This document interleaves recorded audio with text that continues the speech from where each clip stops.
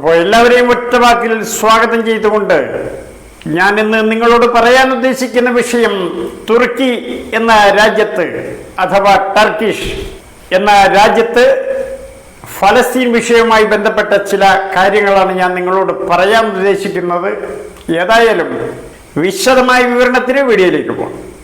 തുർക്കിയിലെ അദാനയിലുള്ള അമേരിക്കൻ കോൺസുലേറ്റിന് പുറത്ത് വളരെ സമാധാനപരമായി അവിടുത്തെ വനിതാ പ്രവർത്തകർ, അവിടുത്തെ വനിതാ ഫലസ്തീൻ അനുകൂല പ്രക്ഷോഭകർ വളരെ സമാധാനപരമായി പ്രതിഷേധം നടത്തിയ ആ പ്രതിഷേധത്തിലേക്ക് തുർക്കിയുടെ പുരുഷ പോലീസുകാർ വളരെ മ്ലേച്ഛമായ രീതിയിൽ അങ്ങേയറ്റം ബ്രൂട്ടലായ രീതിയിൽ അവരെ കൈകാര്യം ചെയ്യുന്ന ഒരു കാഴ്ചയാണ്. ഇത്തരം വികസിത രാജ്യങ്ങളിൽ അവിടുത്തെ പോലീസ് പോലും വനിതകളോട് കാണിക്കുന്ന മര്യാദയില്ലായ്മ, അപമര്യാദയായിട്ടുള്ള പെരുമാറ്റം അമേരിക്കൻ കോൺസുലേറ്റിന് പുറത്ത് കുത്തിയിരുന്നു കൊണ്ടുള്ള ഒരു പ്രതിഷേധ പരിപാടിയായിരുന്നു.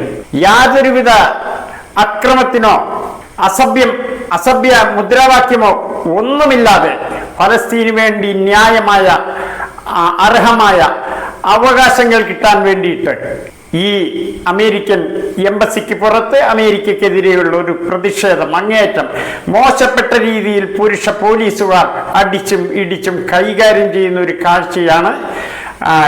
ഈ സംഭവമാണ് ഞാൻ നിങ്ങളുടെ മുന്നിൽ കാണിക്കാൻ ഉദ്ദേശിക്കുന്നത്. അപ്പോൾ വിശദമായ വിവരണത്തിന് നമുക്ക് വീഡിയോയിലേക്ക് പോകാം. അപ്പോൾ അങ്ങേയറ്റം മോശപ്പെട്ട രീതിയിൽ സ്ത്രീകളോട് പെരുമാറുകയും യാതൊരുവിധ ദയയില്ലാതെ കരുണയില്ലാതെ പെരുമാറുകയും ചെയ്തപ്പോൾ അതുപോലെ തന്നെ അങ്ങേയറ്റം മാന്യമായ രീതിയിൽ ആ പ്രതിഷേധത്തിലെ മുദ്രാവാക്യങ്ങൾ ഉയർത്താൻ അവർ മറന്നില്ല, മടിച്ചില്ല.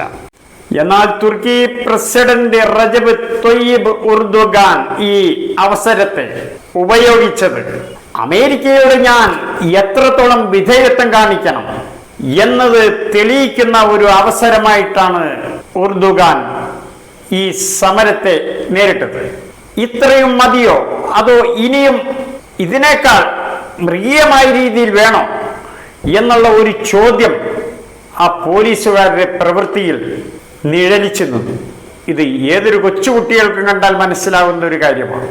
എന്നാൽ ഇത്രയെല്ലാം പീഡനങ്ങൾ സഹിച്ചിട്ടും ഈ സമരത്തിൽ നിന്ന് കടികിട വിട്ടുമാറാൻ പിന്തിരിയാൻ ഞങ്ങൾ തയ്യാറല്ല എന്ന് ആ വനിതകളുടെ ശരീരഭാഷയിൽ നിന്നും വ്യക്തമാണ്. ഇതേ സമയം മറ്റൊരു സംഭവത്തിൽ നമ്മുടെ ഡെൻമാർക്ക് എന്ന് പറയുന്ന യൂറോപ്യൻ രാജ്യം എന്ന് മാത്രം പറഞ്ഞാൽ പോരാ, ക്രൈസ്തവരും യഹൂദരും ഒക്കെ ഭൂരിപക്ഷമായിട്ടുള്ള ഒരു രാജ്യമാണ് ഡെൻമാർക്ക്. അവിടെ നടന്ന മറ്റൊരു സമര പരിപാടിയുടെ വിശേഷങ്ങളും ഇതോടൊപ്പം ഞാൻ ചേർക്കുന്നു. ഗസയിലെ വംശഹത്യ അവസാനിപ്പിക്കണമെന്നാവശ്യപ്പെട്ടുകൊണ്ട് ഡെൻമാർക്കിലെ കോപ്പൻഹേഗനിൽ ഇസ്രയേൽ അനുകൂല റാലി നടന്നു.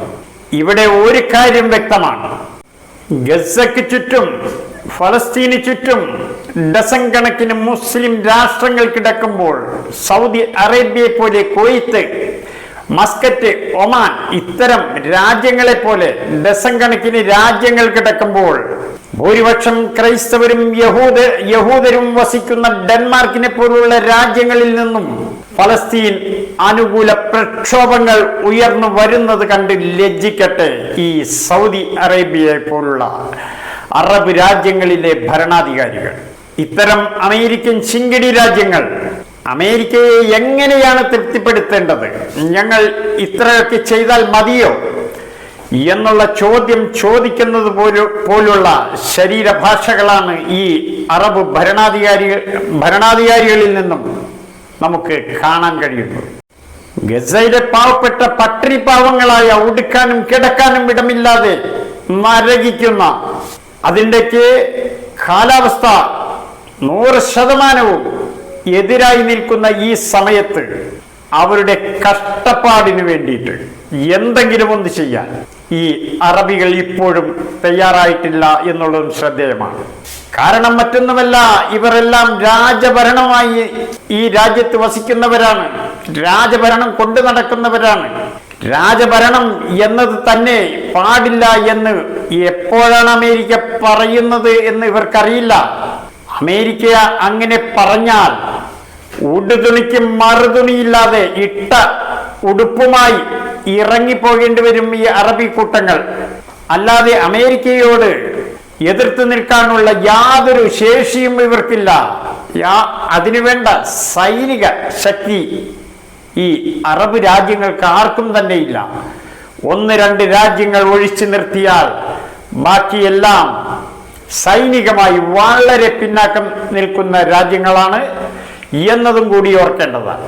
ഗസയിലെ മുസ്ലിങ്ങൾ കൂട്ടക്കൊല ചെയ്യപ്പെട്ടാലും ഞങ്ങൾക്ക് വേണ്ടത് ഞങ്ങളുടെ ഭരണം നിലനിർത്തുക എന്ന് അവർ പറയാതെ പറഞ്ഞു വെക്കുകയാണ്.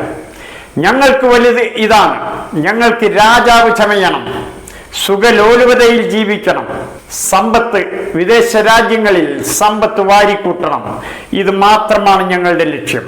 അല്ലാതെ ഗസയിലെ കുഞ്ഞുങ്ങൾ മരിച്ചു വീണാൽ എന്ത്? അവിടുത്തെ പാവപ്പെട്ടവർ, സ്ത്രീകൾ, വൃദ്ധർ ഇവരെല്ലാം തുടച്ചു നീക്കപ്പെട്ടാൽ ഞങ്ങൾക്കെന്ത് എന്നുള്ള ശരീരഭാഷയാണ് ഈ അറബികളുടേത്. ഓർക്കുക, ഇന്ന് ഞാൻ നാളെ നീ. ഇന്ന് ഗസയാണെങ്കിൽ നാളെ മറ്റ് ഏത് അറബ് രാജ്യവുമായിരിക്കാം.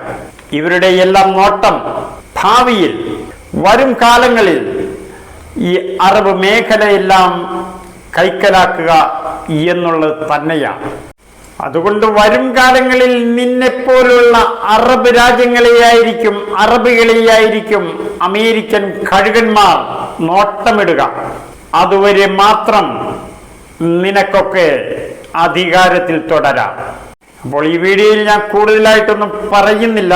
ഇത്രമാത്രം പറഞ്ഞുകൊണ്ട് എന്നെ ശ്രമിച്ച എല്ലാവർക്കും വലിയൊരു സലാം നൽകിക്കൊണ്ട് നിർത്തുന്നു. എല്ലാവർക്കും നമസ്കാരം.